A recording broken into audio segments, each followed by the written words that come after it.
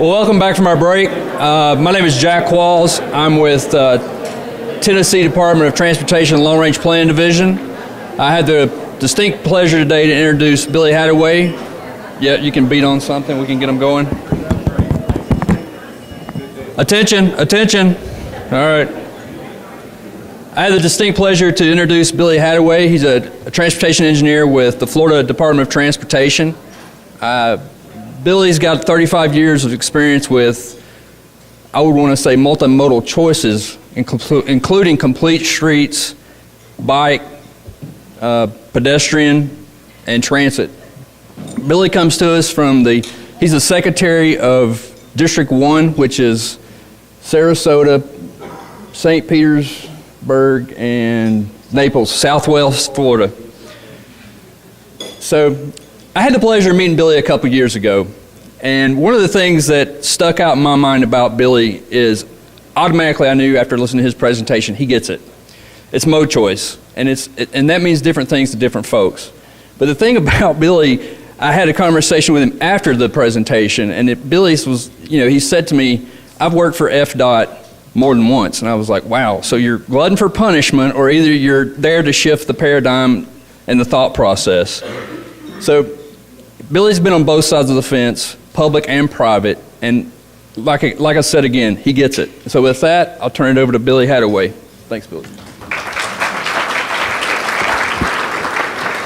Thank you, Jack. It's a pleasure to be here. This is, as I've shared with my employees when I came back 4.5 years ago, this is my third and final tour with the department. And I came back for a very specific reason. As Jack shared with you, I spent 6 years as a state roadway design engineer. I lived in the Orlando area. Earlier in my career, I was the district design engineer in that district and saw us experience enormous growth in the Orlando area due to the expansion of Disney and a lot of other attractions. And so I've seen us make a lot of the same mistakes that you've heard Tokes and Gary talk about, in that it's caused all kinds of concerns and problems for our state, and our citizens have been on us for quite some time to deal with the issue.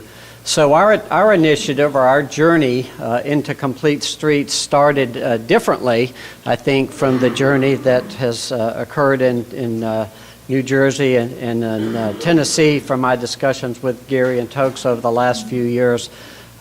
In 2011, Smart Growth America put out a report called Dangerous by Design.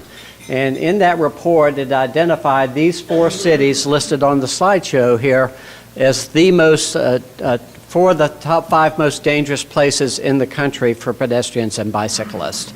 It's not actually the cities by and large, it's actually the metropolitan areas that these cities are located in. I live in the heart of downtown Orlando, in a historic neighborhood, and the city actually does a very good job, but our metropolitan area includes Orange and Osceola County, and as you move out of the city into the higher speed arterial corridors, that's where we start to have a lot of problems, mostly on our 5 and 7 lane cross sections that are undivided. And when the secretary asked me to come back 4.5 years ago, he announced to the rest of the leadership team, we have 7 geographic districts in the Turnpike enterprise, that being number 1 in fatalities and serious injuries is not a place that we want to be. We have been recognized over the years for being leaders in lots of places, but this is not one place we want to be leadership in. Smart Growth America put out the same report in 2014. It was an update, and basically there was no change at that point in time, primarily because the data used in the 2014 report was 2012 crash data, and we were just getting started. I came back in October of 2011. He announced that we were going to be doing things differently in December of that year, and so we had just started to have those conversations within the agency. You can see we have serious problems with pedestrian fatalities in the state of Florida. When I was the state roadway design engineer, one of my frustrations in that leadership role back in the mid-'90s was we had about 45,000 people dying on our roads every year, and it seemed as though we didn't really get overly concerned about that. We still have 33,000 people dying on our roads every year, and to me it's something that's not acceptable, and we should be doing something to change that. And of course pedestrians are a significant part of that problem in the state of Florida. And so I've had a focus on safety for many, many years now, over 20 years. What we've done in the state of Florida, because we are a large state, we have about 20 million citizens. We just passed New York State this past year. However, we do have one thing that distinguishes us from most other states, and that's our tourism. We had over 105 million tourists come to our state last year, about 60% of which show up in Central Florida. And when we looked at our state and looked at where we had the greatest problems, we first started out with 10 counties as having the greatest problems with pedestrians and bicyclists. So we wanted to focus in on those regions and in on the high crash corridors and start figuring out how to deal with those issues in the 10 counties. But as we continued to work on this, we saw that there wasn't a whole lot of difference statistically between number 10 and number 15. So we've now got 15 counties that are part of this statewide initiative to improve bike and ped safety. And when you look at the factors, you've heard this from Gary and Tokes both, as a transportation agency, whether it's the Florida DOT or our counties or our cities, our focus has been on moving cars. And so we really have had what I call a one-size-fits-all approach to street design. As Gary has said over the years, we took the way we designed our interstates and brought those standards and treatments into the downtown. I took a picture of this young lady walking twins on one of our state roads near the University of South Florida about 8 years ago because there were no sidewalks on this corridor, even though it's close to the university. The corridor now does have sidewalks, but many of our corridors, including corridors where we have a lot of transit ridership, still do not have sidewalks. And so that's part of our challenge, is to fix those types of issues. And both Gary and Tokes talked about the impacts of land development patterns and transportation. We as an agency have historically said, well, we can't do anything about land development patterns, so we're just going to kind of throw up our hands and focus on what we can focus on. We as an agency have to deal with the land development side and work more closely with cities and counties to help them either through education or technical support to at least understand the impacts of the decision making, and then they can choose to go in the direction that they want to go in. Most of our land development patterns in Florida happened after 1950. We only had about 2.5 million citizens then. Like I said, we now have over 20 million. And so it was all separated land use and cul-de-sacing of development onto the state road or onto the arterial system. Contrast that to what most of our historic downtowns, including Orlando, where you had a mix of uses, you had mixed housing, and you had a gridded network of streets. People will still choose to drive in that environment, especially in August when it's over 100 degrees and the humidity is 100%, but they have lots of ways to get there, and there's not so much pressure on a limited network of streets. Again, referencing the issue of land development patterns, and again, talking about the consequences. This is a community, it happens to be in Orange County, not too far from where I live in the eastern part of Orange County, and you'll notice that there's a red and a green square A and B. Those are two homes, the back doors of which are about 70 feet apart, and yet it's a 7-mile drive from front door to front door. I've made this presentation over 150 times throughout the state and across the southeast especially over the last 3 years, and when I presented this in one community, the fire chief came up to me afterwards and said, when we have homes this close together, 70 feet apart, and that second house becomes involved in a fire, this is a huge problem, because by the time we drive 7 miles to get to the other neighborhood, multiple homes are now fully involved. And think about the implications to transportation for schools, to mail delivery, to parcel delivery, not even having a sidewalk connection between these two neighborhoods. If a child that lived in House B wanted to see his friend that lived in House A, the parent would either have to drive 7 miles or throw their kid over the wall, more or less, to get them there. So these are the consequences that we live with because of the choices that we make. And likewise, with land development regulations, this corridor has some nice landscaping on the edge, has a nice wide, windy sidewalk that some landscape architect probably designed. And I get to pick on other professions as well as our own. And even if you had transit in this corridor, who is going to walk in this environment unless they have no other choice? They're going to drive because buildings are set back. And interestingly, when I grew up in Central Florida, is back in the mid '60s, when we built retail, we may have one parking bay in front of the retail stores.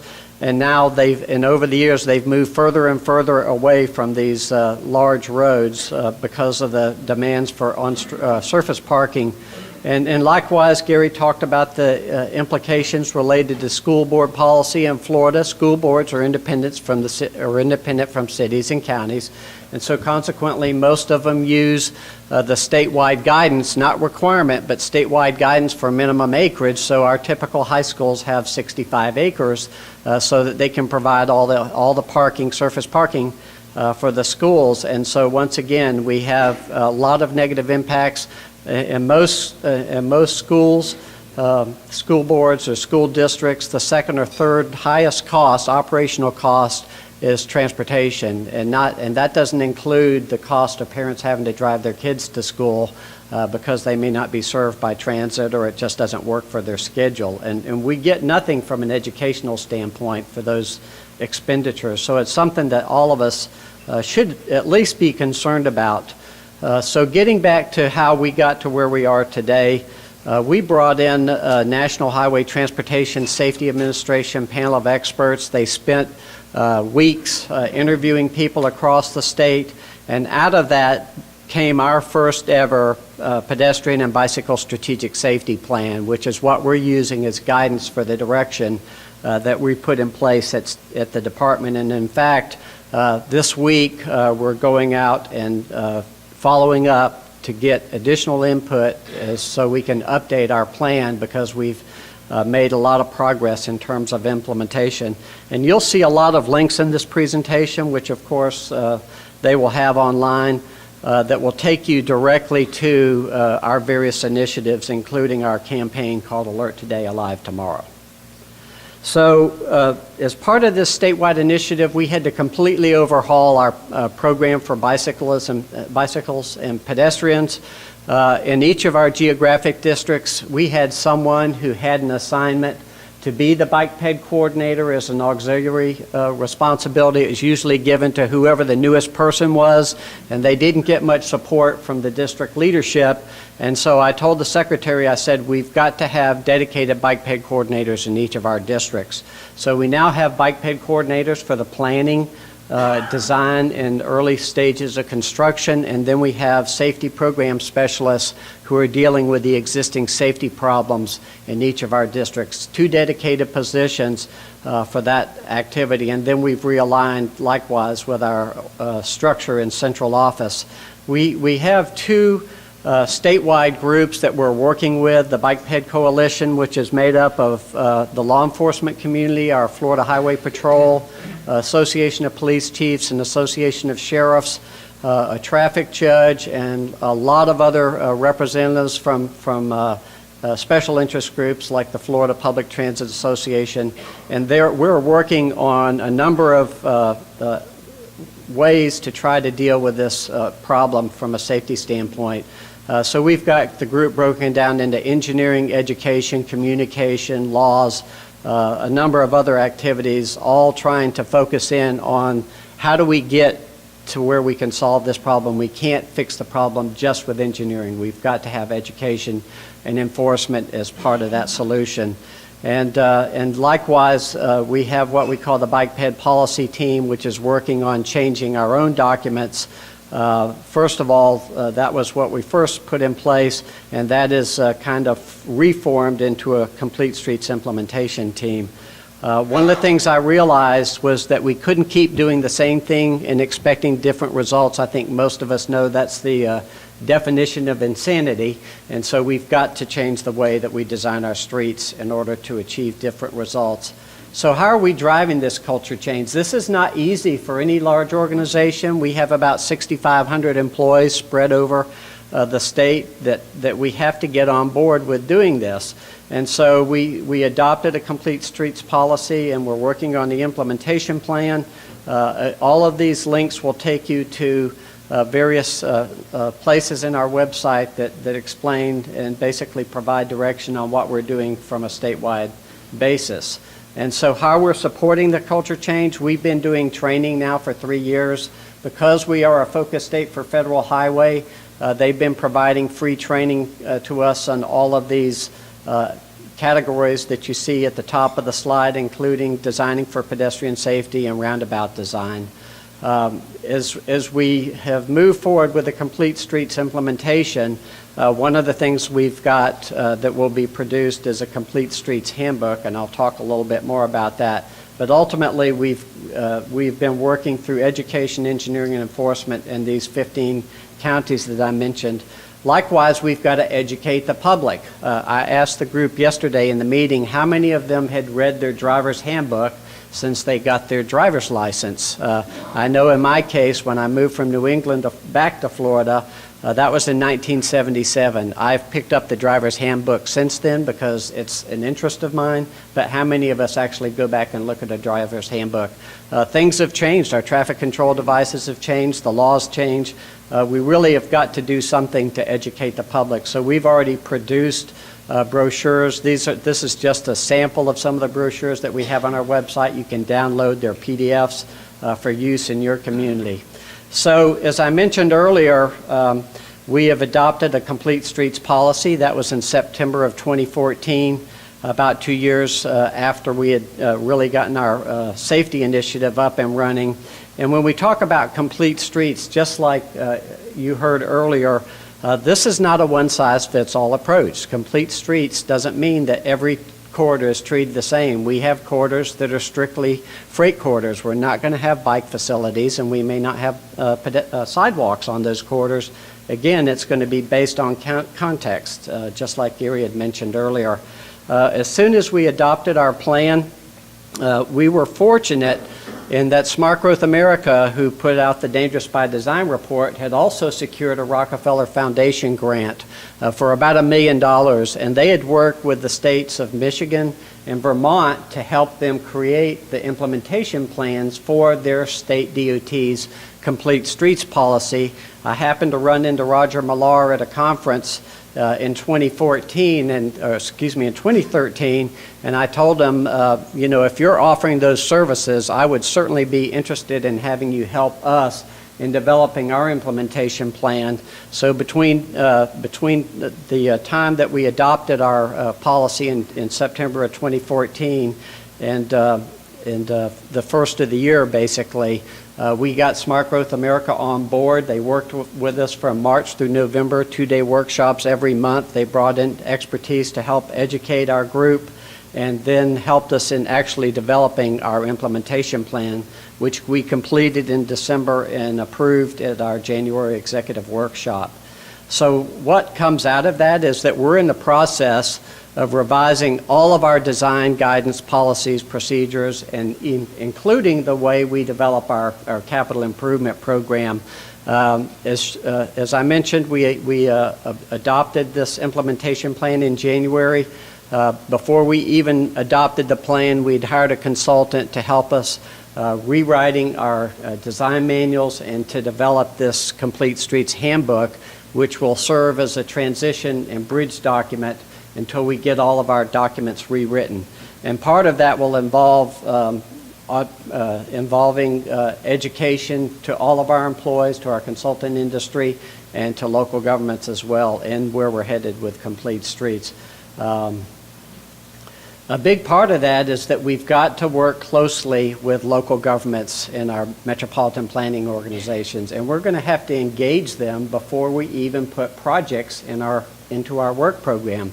That's a big change for us, and so it's going to require earlier and more frequent coordination with local governments in identifying what corridors are they interested focusing in on in improving the way we design our streets within their communities across the state. This is just a snapshot of our website. This is, again, a place you can go to find out what's going on. We're updating that as we make change, and we're moving very, very fast, so there's lots of change taking place. Our big challenge with pedestrian fatalities is the relationship between speed and fatalities. And you can see if you're hit at 20 miles an hour, you have a 1 in 10 chance of being killed. But you get up to 40 miles an hour, which is lower than most of our posted speed limits on our multi-lane arterial system, you have no prayer. I mean, 90% of the time you will be killed, and if you survive, chances are you'll have a lifelong disability that you have to deal with. So this is not going to be an easy problem for us to fix. And when you look at the issues related to driver speed, there are lots of things that come into play, especially the familiarity that people have with the corridors that they're driving every day. But there are some things that we can have an impact on, and so those of us at the Florida Department of Transportation in our Complete Streets initiative are going to be changing the way that we do our street design, especially as we transition from suburban corridors into more urban communities, including our rural communities, and likewise in the hearts of downtowns. And so these are the things that our Complete Streets initiative will be dealing with. We talk a lot about driver expectation, basically the idea that as you drive across the country, the signals, the signing, the striping, all of those things should mean the same thing to the driver so that you know what to expect as a driver. And we talk about that consistently in the engineering community, but what we don't do a very good job of is sending a clear message to the driver about how fast they should drive as they make trips throughout our system. I've spent half my adult life in Tallahassee, Florida, in the central office, half of my career basically at the department. And this is a road I drove on the whole time I lived in Tallahassee. It was about a 7-mile commute from the suburbs into the downtown. And this street, where I took this picture, about a quarter of a mile behind me, this street goes from, as you can see, 6 lanes down to a 2-lane, two-way street. So what were we really accomplishing by 6-laning this segment of road, which passes between 2 residential neighborhoods and has retail on both sides? Now, the posted speed limit on this segment is 35 miles an hour. How many people do you think drove 35 miles an hour on this stretch? Nobody drove 35 miles an hour. And in fact, I went out with the City of Tallahassee Police Department, and they told me this is one of 6 hot spots in the city, all of which happen to be multi-lane roads, where they have problems with people speeding, and they wouldn't stop anyone driving 45 miles an hour or less. So already people know that they can drive 45 miles an hour and they won't get a ticket. And so this is part of the challenge that we have because we've created so many corridors like that. And in that case, you know, we're not really achieving a whole lot when the road goes down to 2 lanes. So as we've moved into our both our Complete Streets initiative and our safety initiative, Federal Highway has a number of proven countermeasures to improve safety, not just for pedestrians, but also for bicyclists. I'm going to focus primarily on the things that we're using for bicyclists and pedestrians, but also that benefit motorists as well. We're doing a lot to introduce modern roundabouts in the state of Florida because we have so many people moving from the Northeast down into Southwest Florida and other parts of the state. We have to consistently educate them that roundabouts are not traffic circles. What you see here is a really large traffic circle in Kingston, New York. And inside of that traffic circle is what we would consider a modern roundabout. It behaves very differently. As you can imagine, if you were driving your car around that large diameter traffic circle, you could drive at a fairly high speed. With a modern roundabout that's inscribed in the middle, you'd be driving probably between 20 and 25 miles an hour max. So they're very, very different animals, and I have to illustrate that pretty consistently. One of the things I've heard my whole career in DOT from local governments and citizens, if you would just put in a signal, then we wouldn't have safety problems on these multi-lane arterial roadways. Well, the traffic data in our state, at least, shows you that 35 to 40% of our fatalities and serious injuries occur at signalized intersections. And all of us know why that is. As I commute back and forth to my office, every time a signal changes, without a doubt, 2 or 3 or 4 people run the red lights. People coming out on side streets to do right turn on red, they don't come to a full stop. In fact, sometimes they're driving 20, 25 miles an hour making the turn because of the way we've designed our intersections with large curb radii. So we've got a lot of challenges in there, and the data is indisputable at this point in time. This is from the U.S., 90% reduction in fatalities, 35% reduction in total crash rate, 76% reduction in serious injuries. And the thing is that they cost less to operate and they're more efficient than signals. How many of you sat at a signal outside of the peak with no one on the other legs of the intersection? Anybody who hasn't? That'd be an easier question to ask. Nobody. Everybody sits at signals outside of the peak and with nobody around. And with a modern roundabout, if there's nobody there, you go. The reason that they're safer has to do with a number of conflict points, and I'm not going to talk a lot about this. It's pretty obvious. You go from 32 vehicle-to-vehicle conflicts to 8. And the crashes, when they do occur, are very minor crashes in terms of damage to the vehicle or to the occupants. So those are the reasons why we're headed in that direction.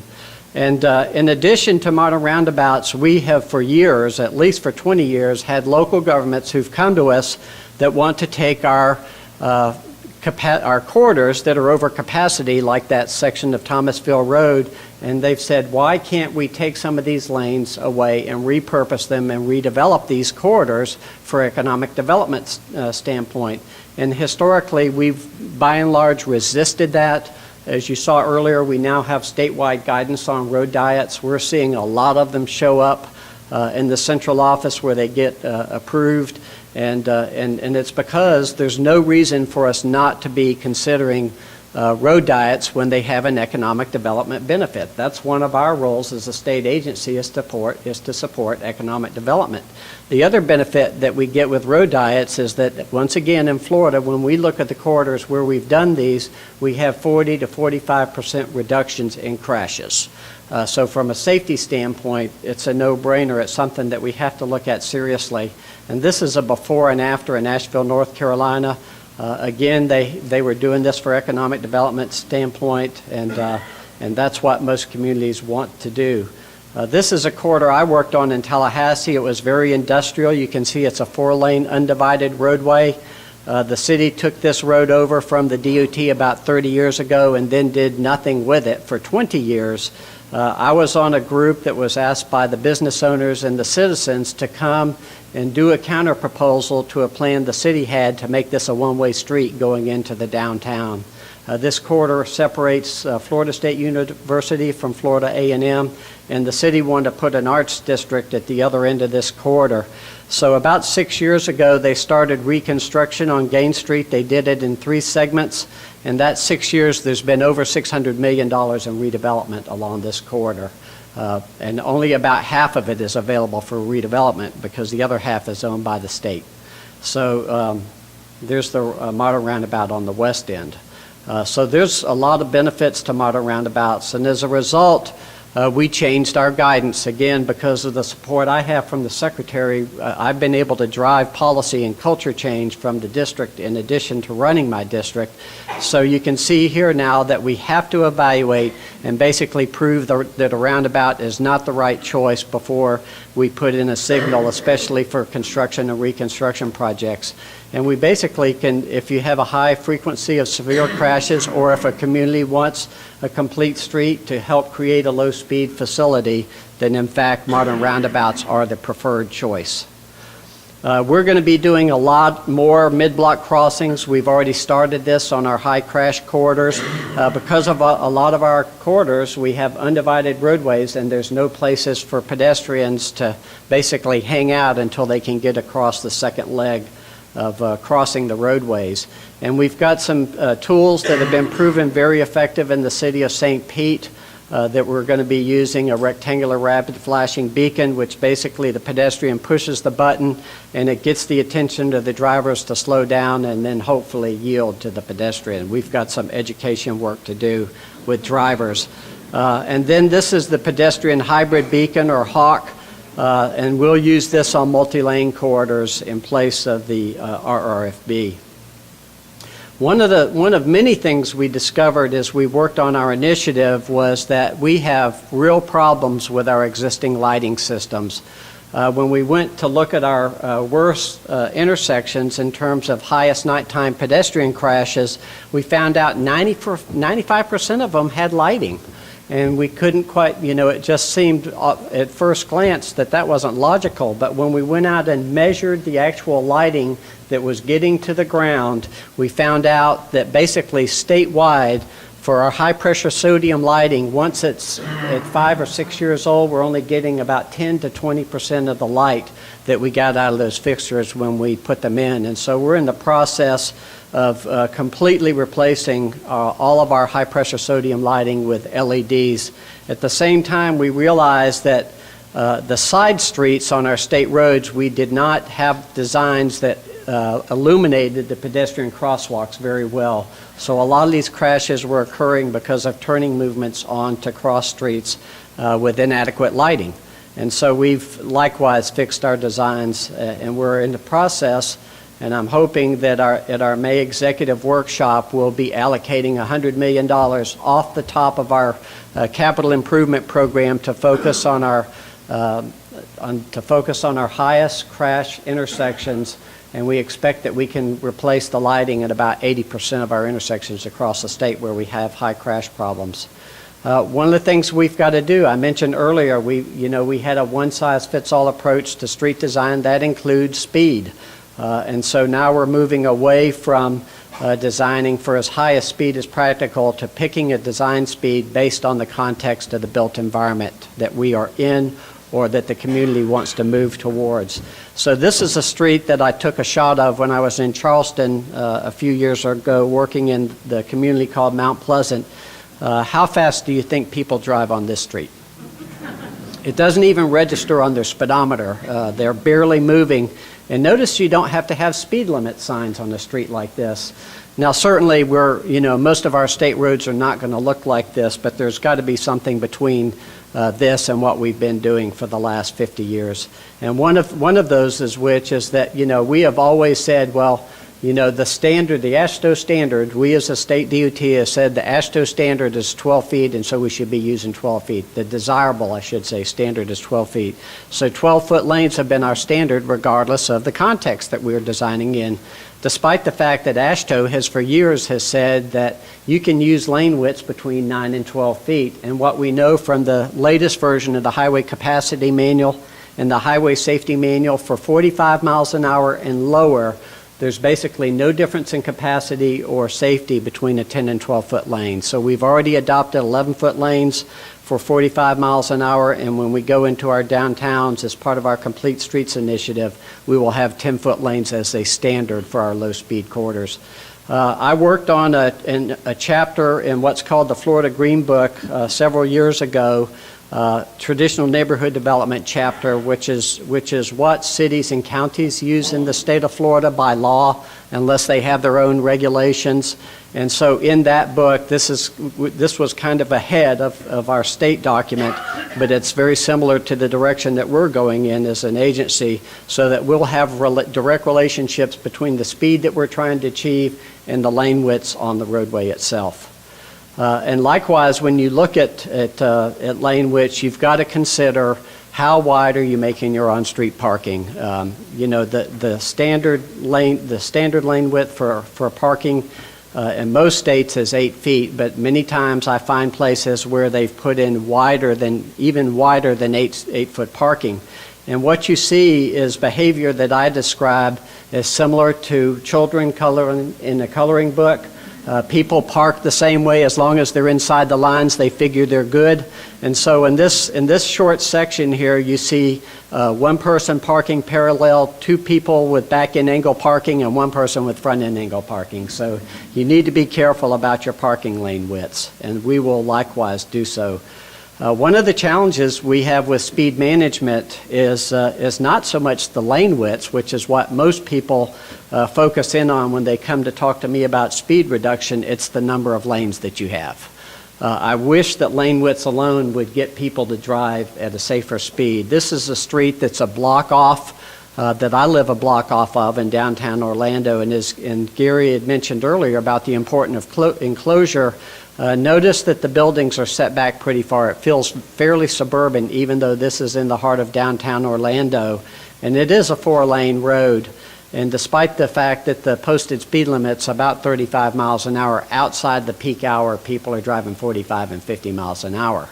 And we have a lot of pedestrian and car crashes on this corridor, so the district that I used to work in, District 5, is actually looking at this as a road diet project to help to improve safety.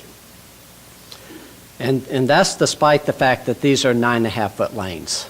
So if the lane width alone would get people to drive more safely and at a safer speed, then that should do it. But what they do, you'll see what they do is they stagger. Once they leave the light, they stagger, and then they're more comfortable being in their lane without having someone right next to them. And during the off-peak, when there's very few cars on this road, then they're speeding. You contrast that with this street, which is on the opposite side of Lake Eola, which is a park in downtown Orlando that Robinson Street is next to. The curb-to-curb dimensions are almost identical between these two streets, but because of the street enclosure and because of on-street parking, which creates uncertainty for the driver, people drive at about 15 miles an hour through this stretch of Central Avenue. And notice the BMW cheating towards the center line because of his concern, or his or her concern, about someone opening their car doors. So it has a huge impact on driver behavior. And while bicycle lanes are certainly important, they're going to be they are a big part of our toolbox. There are places where they're good and there are places where they're not so good. This street happens to be in one of our best developed projects in Orlando. I send a lot of people there, called Baldwin Park. And you notice that the bike lanes are adjacent to the on-street parking. Now this happens to be in front of an elementary school, and you can see the canopy coming out to the street. That is the elementary school. Now imagine you're on a bicycle riding in the bike lane in front of this school the morning of a day when school is in session, and some parents trying to get their 5-year-old to put their sneakers back on so they can get them out of the car and get them to class. Are they paying any attention to the bicyclist? They're not paying any attention. One of my colleagues tried to ride her kids to school. She lives in this neighborhood, and they almost got doored twice within a week, and so she now walks them to school. So this, and likewise, people tend to drive too fast on this street, even though the people that drive on this street are only neighbors. This is not a cut-through street. And interestingly, when the developer designed this community, this is actually the main commercial street in Baldwin Park, and they have no bike lanes on it. People drive slower on this street, and you'll actually see parents with their children in bike trailers sometimes driving in the street, again because the street is much slower and drivers are driving much slower on the street in Baldwin Park. So every tool has a place, but you've got to be careful about the choices you make. And getting back to the idea of integrated land use and transportation, as both Gary and Tokes have talked about, as we look at redeveloping a lot of our U.S. highway corridors throughout the state of Florida, which tend to be our main streets, again, we're encouraging developers to break these large parcels up into gridded network of streets and then put buildings at the back of sidewalk, again, to create that enclosure.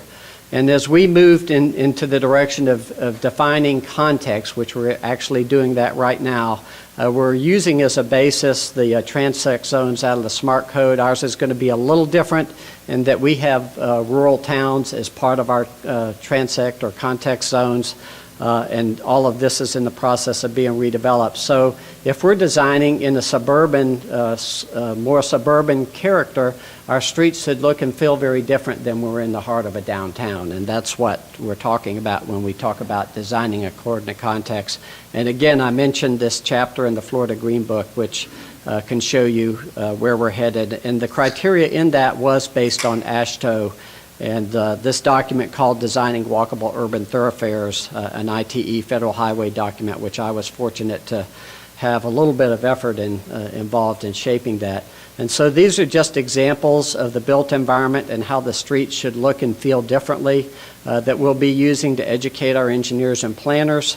And then this is the project I mentioned earlier. Instead of cul-de-sacing this project, which is 1,100 acres, close to downtown Orlando, there's 32 street connections to the adjacent developments around Baldwin Park. This is a formal naval training center that was redeveloped by one developer, and consequently there's no 4-lane roads in Baldwin Park, and there are no signals in Baldwin Park, nor is there congestion, because there's so many ways to get out of the neighborhood. You don't have issues with congestion or speed, or because of wide roads. And this community contains everything, including A-rated schools from preschool through high school. So a lot of people rarely leave their community except to go to work. So we're talking about building things at more of a neighborhood scale. Most of the development projects I worked on during the 10 years I was in the private sector were not 1,100 acres. That's very unusual. Most of them were much shorter. And most of us can't afford to rebuild, 6 and 7 miles of corridors. Even us as an agency, we have a fairly large budget, and so what we're focused on is incremental improvements along these corridors that we're working to improve. This happens to be about 3 blocks in Winter Park, a very popular place in the Orlando area. And when they redeveloped this little street, they put on-street parking back in place, and they have residential and office upstairs and retail and restaurants downstairs. This is more typical of what most of us have been working on. And there was a time, even when I left the department last in 2002, that we had a very difficult time getting larger retail chains to do something different than their standard 60,000 square foot supermarket model. This happens to be the first Publix. I know you have Publix in this area. Happens to be the first Publix that they built in downtown Orlando on the ground floor of a condo building. It's the first one that was not standalone, and they have no surface parking lot. They have a small parking garage down below that they share with all the other businesses that were redeveloped as part of this block. And this is where my wife and I spend most of our grocery money. Again, that's on Central Ave, the street I showed you a moment ago. So again, restoring the idea of neighborhood schools is really important. We're working in the Orlando area, trying to change the school board's direction. Historically, we used to have a lot of neighborhood parks. I live across the street from a neighborhood park in downtown. Regional parks are important, and they have a place, but so do neighborhood parks where kids from the community can gather and meet their friends. Again, this is right in the heart of downtown Orlando, next to Lake Eola. And as we move forward, again, with our bike facilities, our standard has been a 4-foot bike lane when we had a curb section, and a 5-foot bike lane on a flush shoulder. And we're moving in the direction of doing it based on volume and speed. So there's our existing treatment. We're going to be using shared travel lanes. We do have some low-speed corridors, but our new standard is a 7-foot buffered bike lane. And then in some places, we'll be building side paths in lieu of bike lanes for those high-speed, high-volume corridors. And as a result of the Sun Trail legislation, we will now be building multi-use trails as well. So I've got 2 quick sequences of projects I worked on. One is a rural community south of Tallahassee. And when I worked with this community, they told us what their concerns were, one of which was the speed that people travel on this road between Tallahassee and the coast. And we said, okay, well, if we come in, there are things that we can do to improve safety for pedestrians. There's an elementary school less than 50 feet off of this road. But if you want to improve comfort and efficiency and safety for pedestrians, you have to stop setting buildings back behind surface parking lots and retention ponds and bring them to the street, and then you can achieve the speed reductions that you want to achieve. And so that's a more rural context. This is a more urban context north of Charleston and Mount Pleasant. Again, a community-funded project that I worked on with Dover Coal. And this is what we did was we converted a 4-lane highway with frontage roads that were two-way frontage roads to a multi-way boulevard. So all the access to the businesses is on this what now becomes a one-way street, maintaining the carrying capacity of the interior 4 lanes. And they already had good land use regulations in bringing the buildings to the back of sidewalk. And so over time, this 200-foot right-of-way, which divided the community, could have become this and make the street complete, even on a suburban arterial. And we left room in the median for premium transit or for 2 additional lanes.